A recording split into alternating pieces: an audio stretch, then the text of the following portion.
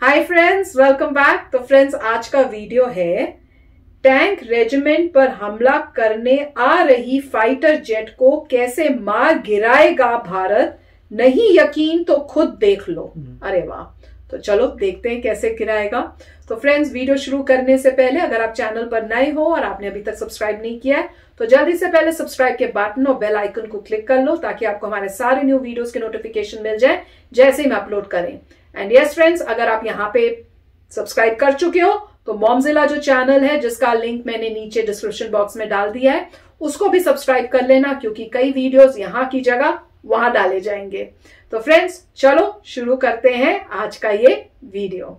भारत साल 2024 तक अपने डिफेंस एक्सपोर्ट को 5 बिलियन यूएस डॉलर तक पहुंचाने का लक्ष्य निर्धारित कर चुका है। भारत मेड इन इंडियन हथियारों को उन्हीं देशों से भेजेगा जिन देशों का भारत के साथ रिश्ते काफी अच्छे हैं। इसी लक्ष्य को आगे बढ़ाते हुए भारत ने Akash new generation surface to air missile को सक्सेसफुली टेस्ट कर लिया है। भारत ने पहली बार आकाश मिसाइल के न्यू जनरेशन वेरिएंट का सफल परीक्षण करके अपने दुश्मन को चौंका दिया है, क्योंकि यह मिसाइल भारतीय वायुसेना को और ज्यादा ताकतवर बनाने में तो सक्षम है ही, साथ ही भारत में बना शुद्ध स्वदेशी मिसाइल भारतीय डिफेंस एक्सपोर्ट को भी कई गुना बढ़ा देगा। तो आज के इस वीडियो में हम भारत के शुद्ध स्वदेशी missile Akash new generation surface to air missile के खूबियों के बारे में तो जानेंगे ही, साथ ही यह भी जानेंगे कि युद्ध में यह मिसाइल भारतीय सेना को कैसे फायदा पहुंचाएगा और भारतीय डिफेंस एक्सपोर्ट को साल 2024 तक 5 बिलियन यूएस डॉलर तक पहुंचाने में कैसे मदद करेगा। दोस्तों, गणतंत्र दिवस से एक दिन पहले डीआरडीओ ने अपने ट्विटर हैंडल पर एक फोटो शेयर करते हुए दुनिया को चौंका दिया,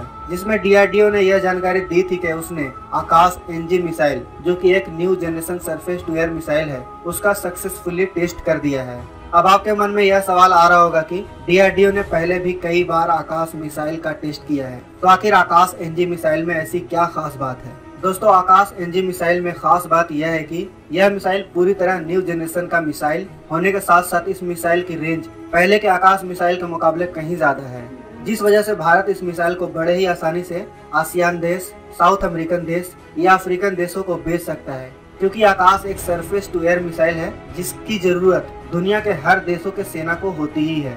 दोस्तों, ऐसा मैं क्यों कह रहा हूँ, अगर आप सरफेस टू एयर मिसाइल के इतिहास के बारे में जानेंगे तो सब कुछ समझ जाएंगे। सरफेस टू एयर मिसाइल दूसरे विश्व युद्ध के बाद बहुत तेजी से डेवलप किए गए। दूसरे विश्व युद्ध में जर्मनी, अमेरिका और जापान के द्वारा एयरफोर्स का जमकर इस्तेमाल किया गया। यह एयरफोर्स तेजी से दुश्मन के सेना के ऊपर बम बरसाकर उन्हें तबाह कर देती थी, जिससे परेशान होकर इसका तोड़ यह निकाला गया कि क्यों न एक ऐसा मिसाइल बनाया जाए जिसे धरती से लॉन्च करके हमला करने आ रही एयरक्राफ्ट को मार गिराया जा सके। इसका तोड़ सबसे पहले अमेरिका ने कोल्ड वॉर के दौरान Ajax surface to air missile बनाकर निकाल लिया, जिसके बाद सोवियत यूनियन ने S-75 Dvina surface to air missile बना लिया, जो कि उस समय के फाइटर जेट के लिए काल था।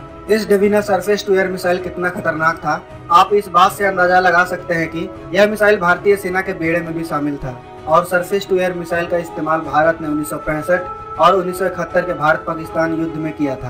पाकिस्तानी एयरफोर्स में इस मिसाइल का इतना ज्यादा डर था कि जहां जहां भारत ने इस डेविना सरफेस टू एयर मिसाइल को डिप्लॉय किया हुआ था वहां वहां पाकिस्तानी वायुसेना डर के मारे आती भी नहीं थी। खैर, अब तक तो हमने पुराने SM यानी सरफेस टू एयर मिसाइल के बारे में जाना, मगर हम बात करें आज के जमाने की तो आज के समय S-400, S-300 जैसे advance surface to air missile system मौजूद हैं। वहीं अमेरिका की बात करें तो अमेरिका के पास पैट्रियट और स्ट्रिंगर जैसे एडवांस और घातक SAM मौजूद हैं। वहीं अगर हम अपने देश की बात करें तो भारत का आकाश मिसाइल भी एक SAM ही है, जो दुश्मन के फाइटर जेट्स को मार गिराने में सक्षम है। इसकी रेंज की बात करें तो आकाश MK1 की रेंज 25 से 30 किलोमीटर की है, जो कि ठीक है।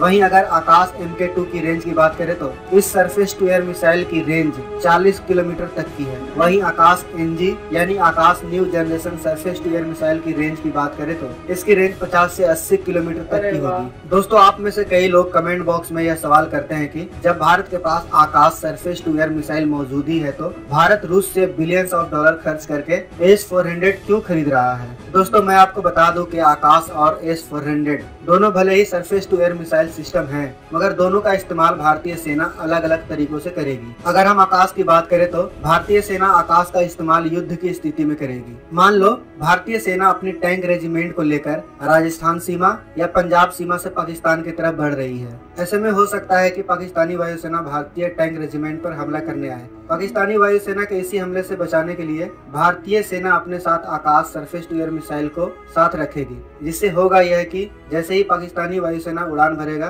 तो 30 से 40 किलोमीटर दूर से ही आकाश उन एयरक्राफ्ट को मार देगा। वहीं अगर हम भारत द्वारा खरीदे गए S-400 की बात करें तो S-400 की range Akash surface to air missile से काफी अधिक है। इसकी रेंज की बात करें तो इसकी रेंज 400 किलोमीटर की है।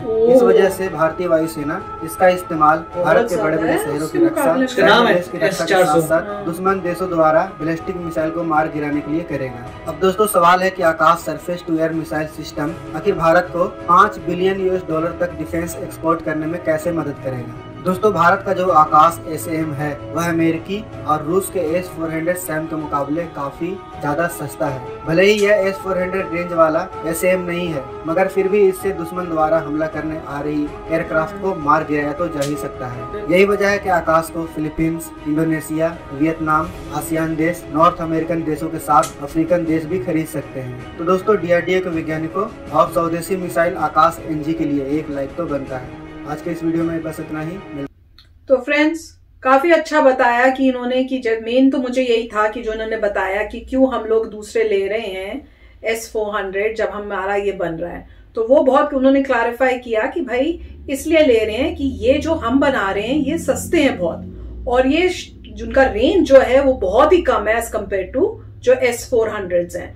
तो ये जब आप पास के डिस्टेंस में हो और वहां पे आपको ज्यादा डिस्टेंस वाली मिसाइल की जरूरत ही नहीं है, तो आप इतने महंगे जो मिसाइल्स ले रहे हो उसको यूज करने का क्या फायदा है, तब आप अपने यूज करोगे।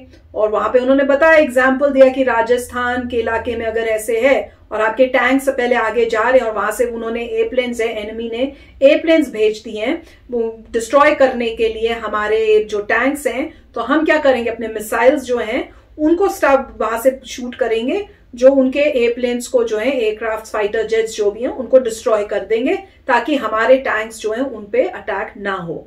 और जहां पे हमें बहुत लॉन्ग डिस्टेंस मारना होगा तो हम अपने S-400 यूज करेंगे, क्योंकि उसका रेंज तो बहुत ही ज्यादा है। तो वो बहुत ही अच्छी बात है कि इन्होंने क्लैरिफाई किया उन लोगों के लिए जिनको वो बात पता नहीं थी, उन्हें कंफ्यूजन हो रहा था कि हम इतने महंगे क्यों खरीद रहे हैं जब हम अपने बना रहे हैं। तो हमारे वालों की इतनी रेंज नहीं है, पर इफेक्टिव है वो बहुत ही शॉर्ट रेंज में, तो वहां पे वो यूज होंगे। तो बहुत ही अच्छा वीडियो है। बस अब इंडिया को क्या करना है ये सुन के, इंडिया को भी ऐसे ही मिसाइल्स बनाने हैं जो 400 किलोमीटर तक की रेंज के भी हो। तो जब वो बन जाएंगे we will be at par with all other developed countries. तो अच्छा वीडियो था। इसमें पॉइंट यही है कि S-400 में 400 किलोमीटर की रेंज है, और जो हमारा आकाश है उसमें पहले 25 किलोमीटर था, उसके बाद 40 किलोमीटर, अब 80 किलोमीटर, सो आगे बढ़ते जा रहे हैं। अब प्रश्न यही है कि अगर लॉजिकली देखें कि मान लीजिए किसी ने वहाँ से उसका एयरक्राफ्ट आ रहा है या उसने मिसाइल अपनी आपकी तरफ फेंकी है, तो आप चाहते हैं कि जैसे ही वो मिसाइल उसके आकाश में जाए आपका इमीडिएटली यहाँ से इंटरसेप्टर जाना चाहिए और ब्लास्ट कर देना चाहिए। जितना दूर हो उतना बेटर है, क्योंकि अगर मान लीजिए आपका मिसाइल मिस कर जाता है तो और आपके पास समय है, आप और भेज सकते हैं। तो आपके पास अगर 400 किलोमीटर का फायदा यह है कि 400 किलोमीटर की रेंज में अगर नहीं होता फिर भी आपके पास समय है और भेजने का तो किल करने के लिए। मगर जब 25 किलोमीटर होता है तो आपको एक ही चांस मिल रहा है। 25 किलोमीटर अगर आपका नहीं लगता, आपका दोबारा हो सकता है चांस न मिले, तब तक आप पे आ जाओ। दूसरा, यहाँ पे जो भी विस्फोट होगा आपकी टेरिटरी पे होगा। 25 किलोमीटर का मतलब तो मोस्ट लाइकली आपकी धरती पे ही हुआ, तो आपने इंटरसेप्ट किया, वहीं धरती पे ब्लास्ट हुआ, फिर नीचे क्या डेब्री थी आपको पता नहीं। मगर उसमें 400 में फायदा यह है कि मोस्ट लाइकली उन्हीं की कंट्री के ऊपर ही उनका ब्लास्ट होगा, राइट।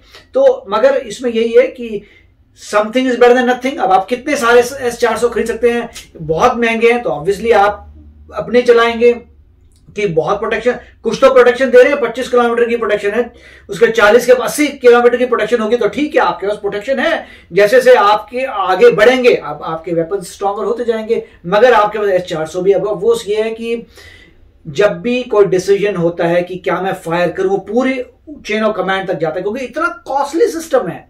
तो किसी को फायर करना होगा तो पहले आप ध्यान से पक्का करेंगे, आर यू श्योर कि हमें इसे डिस्ट्रॉय करना है, फिर चेन ऑफ कमांड तक ऊपर जाएगा, अल्टीमेटली जो हेड जो जनरल बोलेगा हाँ ठीक है, फिर नीचे आएगा, फिर फायर होगा, क्योंकि वो चीज बहुत कॉस्टली है। मगर अगर आप खुद बना लेते हैं तो आपको ज्यादा नहीं सोचना पड़ेगा। वो बोलेंगे बहुत डेंजरस है, 2-3 फायर कर दो, 2-3 फायर करके गारंटेड है कि वो जाएगा। तो ये तो यही है कि आपके पास जो वेपन अवेलेबल है उसी से काम चलाइए, और जैसे से आपकी जीडीपी बढ़ेगी और उससे आपका पैसा आएगा और आप रिसर्च एंड डेवलपमेंट करेंगे, अपनी चीजें बनाएंगे, तो आपके वेपन्स भी इंप्रूव होंगे। मगर इंडिया डेफिनेटली अभी नंबर 4 है पूरे वर्ल्ड में। तो जैसे जैसे इंडिया आगे बढ़ रहा है, ऑफ कोर्स उनकी बहुत ही, हमारी आर्मी, नेवी और एयरफोर्स आगे बढ़ेगी। और मेरे जहां तक लोग कह रहे हैं कि 10 साल में इंडिया सुपर पावर बन जाएगा, तब तो बहुत तेज हो जाएगा। और मेरे ख्याल से फर्क भी पड़ रहा है आज की गवर्नमेंट की वजह से। मैं डेफिनेटली कहूंगा आज की गवर्नमेंट की वजह से चीजें तेजी से हो रही हैं, क्योंकि आज की गवर्नमेंट साफ साफ बोल रही है कि इतने समय से हमने अपने इंडिजिनस के लिए काम नहीं किया, इंपोर्ट कराते रह गए, अब हम खुद अपनी बनाएंगे और आगे बढ़ेंगे। तो बहुत ही अच्छा काम हो रहा है, वेरी नाइस। यस फ्रेंड्स, तो चलो फ्रेंड्स चलते हैं, मिलेंगे नेक्स्ट वीडियो में बहुत ही जल्द। Till then take care and bye bye. तो अगर आप मेरे इस चैनल पे नए हो तो जल्दी से सब्सक्राइब के बटन को हिट करो और बेल आइकन को क्लिक करो, ताकि आपको मेरा जब नया वीडियो मैं लगाऊं आपको उसके बारे में जल्दी से पता चल जाए।